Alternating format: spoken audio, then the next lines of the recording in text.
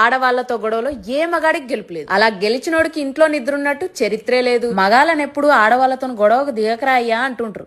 ఎందుకంటే ఆ గొడవలో మగాళ్ళు ఎప్పుడు లాజిక్ గా ఆలోచించి మాట్లాడతారు, కానీ మా ఆడోళ్ళు ఎమోషన్స్ తో ఆలోచించి మాట్లాడతాం. ఇక్కడ అసలు విషయం ఏంటంటే లాజిక్ ఎప్పుడు ఎమోషన్స్ మీద గెలవదు. ఇప్పుడు మగాళ్ళ ఫీలింగ్ అయితే మేము గెలిచే మార్గమే లేదా, కంగారు కైకు మార్గం హే. గొడవ పడుతున్నప్పుడు మీరు నిజాన్ని మాట్లాడట్లేదు, ప్రూవ్ చేయట్లేదు, మా ఎమోషన్స్ తో ఫీలింగ్స్ తో ఫైట్ చేస్తున్నారు. అది గుర్తుపెట్టుకోవాలి. ఇది మా అమ్మాయిలంతా కావాలని చేస్తున్నట్టయితే కాదు. మాలో ఎమోషన్స్ అన్ని ఈస్ట్రోజన్ అనే హార్మోన్ వల్ల సెట్ అయి ఉంటాయి. ఈ హార్మోన్ వల్ల మాకు నేచురల్ గానే ఎమోషన్స్ అన్ని ఎక్కువ ట్రిగర్ అవుతాయి. ఆ టైంలో మా థాట్స్ ఉంటాయి చూడు, మామూలు సెన్సిటివ్ గా ఉండవు. అందుకే మాకు చిన్న విషయాలు కూడా మస్తు పెద్దగా అనిపిస్తాయి. మాకు మేము 100 ఊహించుకుంటాం. గొడవ పడుతున్నప్పుడు, కోపంగా ఉన్నప్పుడు మాటలు చాలా ఎమోషనల్ గా వచ్చేస్తుంటాయి. కళ్ళల్లోంచి నీళ్లు కూడా ఆగవు. ఎదుటోళ్ళు ఎంత నిజాలు మాట్లాడినా మాతో అవతల వాళ్ళు యుద్ధానికి వచ్చినట్టే ఫీల్ అయిపోతాం. ఆ టైంలో మమ్మల్ని మేము కాపాడుకునే ఒక నేచురల్ ప్రాసెస్ అన్నమాట ఇది. ఏంటమ్మా ఏంటి అప్పుడేంటి మా మగాళ్ళు ఓడిపోవాలా? కాదు. ఏదైనా విషయంలో గెలవాలంటే మీరే కరెక్ట్ అని ప్రూవ్ చేసుకోవడం కాదండోయ్. ఆ టైంలో మా ఎమోషన్స్ ని అర్థం చేసుకోవడం, మీ కోపాన్ని మీరు కొంచెం కంట్రోల్ చేసుకోవడం అంటే కామ్గా ఉండడమే. అసలైన మెచ్యూరిటీ, అసలు గెలుపు అంటే ఇదే మావా. ఇక్కడ ఎమోషన్స్ ని ఓడించడం కంటే